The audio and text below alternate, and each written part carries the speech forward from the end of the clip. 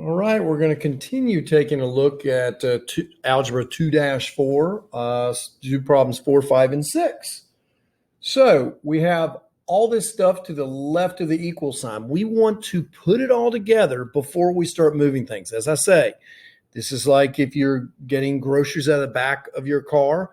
You don't grab one bag, take it in, come back, grab another bag, take it in. When you got 20 bags, you're going to grab as many as you can before you start taking them inside. So before we start moving things over to the left of the equal and to the right of the equal, we're going to combine things that can be combined. We're going to put them together, grab them all together. Well, 5n plus 2n, we can just say, hey, that's 7n.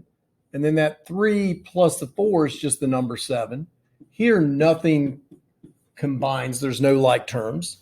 And so now we have it where there's two terms on the left, two on the right. None of them go together. So now it's time to start moving. Well, I always like to move the variable pieces first. I have 7n on the left, 3n on the right, so it makes sense to me to move the smaller one. I'm going to move the 3n, I'm going to subtract it, pull it off of both sides of the balance. This gives me, I like being in blue, sorry. Gives me 4n plus the number 7 equals, that goes away, 27.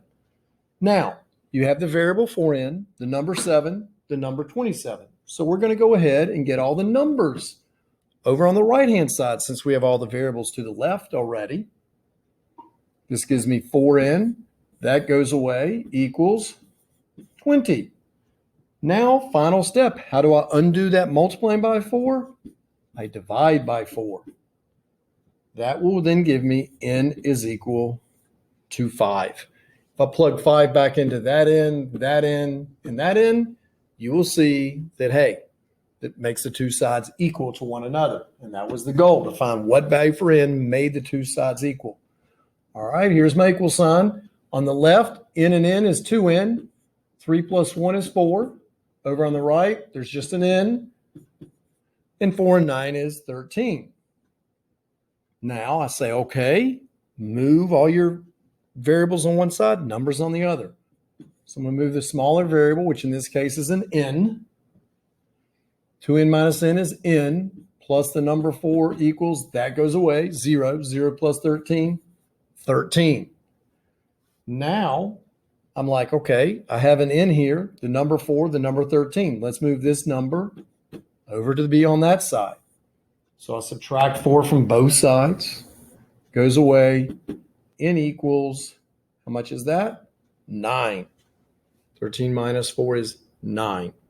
And so there we have problem 5. Again, if I plug 9 in here and here and here, you'll see the two sides are equal.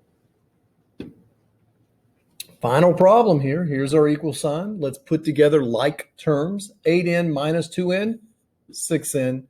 Lose 4, lose 2. You've lost 6. There's a mistake that sometimes happens. 2n and 2n is 4n plus the number 10. Now, let's move our smaller variable, which is 4n. It just happens that each time we're moving it to the left, it doesn't have to be that way. I get 2n minus 6 equals, that goes away, 10. I now move the 6 over to be with the 10, number with number. 2n is equal to 16. And now how are we going to undo that multiplying by 2? We're going to divide by 2.